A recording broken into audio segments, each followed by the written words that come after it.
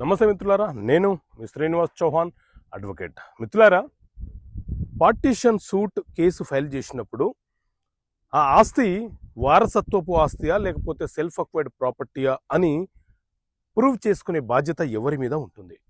మిత్రులారా, supreme court Vidyasagar Reddy versus Padmamma అనే కేసులో చాలా స్పష్టంగా వివరణ ఇచ్చింది. ఏంటి అనంటే, ఎవరైతే మా తాతల నుంచి వచ్చిన ఆస్తి లేకపోతే మా తండ్రి సంపాదించి ఎవరికి ఇవ్వకుండా మరణించిన ఆస్తి, మా నాన్నగారి పేరు మీద ఉన్న ఆస్తి మా ఒక్క సోదరుడు మాత్రమే తీసుకున్నారు, లేకపోతే జాయింట్ ఫ్యామిలీ ప్రాపర్టీని డివిజన్ చేయమని చెప్పి ఎవరైనా పార్టీషన్ సూట్ ఫైల్ చేసుకుంటే, ఎవరైతే పార్టీషన్ సూట్ ఫైల్ చేశారో ఆ వ్యక్తి మీదనే బర్డన్ ఆఫ్ ప్రూఫ్ అనేది ఉంటుంది.